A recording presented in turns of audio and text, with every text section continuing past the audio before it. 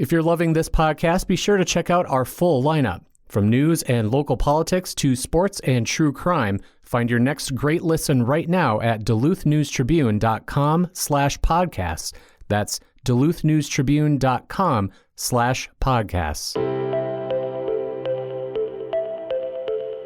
Hello, Northlanders. It's Wednesday, August 16th. I'm Wyatt Buckner with the Duluth News Tribune Minute, presented by Minnesota Power Employees Credit Union. The average MPECU member saves over $785 a year in better rates and lower fees. And with MPECU, every ATM is your ATM.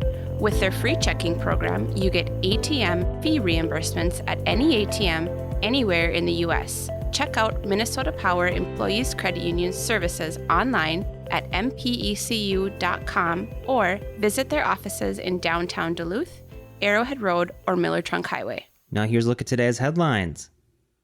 Mayor Emily Larson announced Chad Ronchetti as her pick to lead the city's Planning and Economic Development Division Tuesday afternoon. Ronchetti, 42, will replace Chris Fleege, the division's previous director who died unexpectedly in June. In his new role, Ronchetti will oversee 40 staff members, assuming his appointment is approved by the Duluth City Council. Ronchetti currently serves as Director of Planning and Development for Kraus Anderson Construction and is expected to assume his new duties with the city on September 5th. Prior to his recent foray into the private sector, Ronchetti served more than 2.5 years as a Duluth city planner. Larson said Ronchetti will be responsible for implementing the recommendations of a soon-to-be-released downtown housing study and the findings of a downtown task force, put together in hopes of revitalizing the city's central commercial district, which has struggled in the wake of the COVID-19 pandemic. Ronchetti acknowledged that revitalizing downtown Duluth will be a challenge. He expressed optimism that the city can meet its growing needs for housing and can drive down construction costs as larger-scale projects come forward.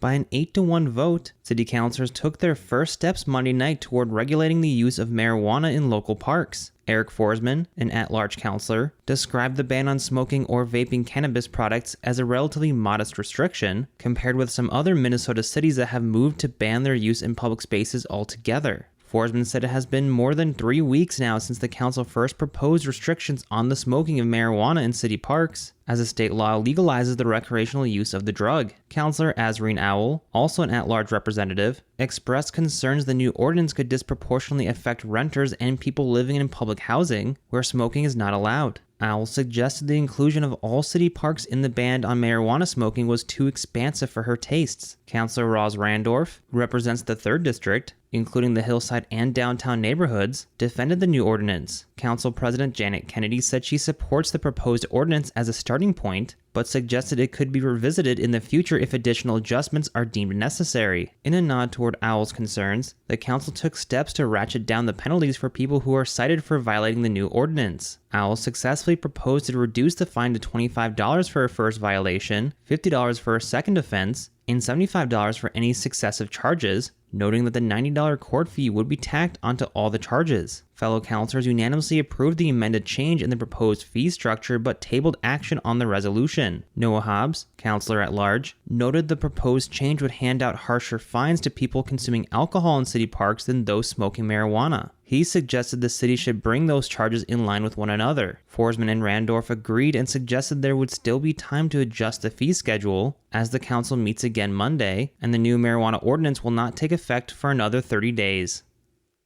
Authorities have released the name of an inmate found dead at the St. Louis County Jail on Thursday morning. Dustin Paul Eggert, 34, of Duluth, was discovered alone and unresponsive in his cell, the St. Louis County Sheriff's Office reported in a news release Tuesday. Staff attempted CPR while waiting for a Mayo ambulance and the Duluth Fire Department to arrive. The man was pronounced dead at the scene. The Minnesota Bureau of Criminal Apprehension is investigating. Eggert was arrested in December after allegedly joyriding across the Twin Ports in a stolen work truck. The pursuit ended in a high-speed crash where his vehicle collided with another. He was charged with felony theft of a motor vehicle and fleeing a police officer in a motor vehicle, as well as 2 gross misdemeanor counts of criminal vehicular operation resulting in bodily harm. Now here's a look at your forecast, brought by Superior Telegram's history podcast, Archive Dive. Happy Wednesday, Duluth area. We'll be tracking a cold front moving through the area today. That could bring some stronger storms, especially in the second half of the day. Before then, though, it will be breezy and warm, 86 degrees with a southwesterly wind at 20 to 30 miles an hour. Showers and thunderstorms heading through the evening hours, diminishing overnight tonight. And those winds will be changing direction as we get into your Thursday. 75 degrees with partly cloudy skies, and there will be some smoke in the air from the Canadian wildfires as that northwesterly wind pushes some of that back into the picture. For Friday, 78 degrees with partly cloudy skies, up to 88 degrees on Saturday. We'll stay in the 80s for Sunday as well. I'm storm tracker and meteorologist Jesse Redka. Thank you to Archive Dive for their support. The monthly history podcast, hosted by Superior Telegram reporter Maria Lockwood, dips into the archives of historic events, people, and places around Superior and Douglas County. You can find the latest episode of Archive Dive at superiortelegram.com or wherever you also get this podcast. Reporting for today's episode was done by Peter Passy and Terry Caddo. Thank you for listening to the Duluth News Tribune Minute. Have a great day, and we'll see you back here tomorrow.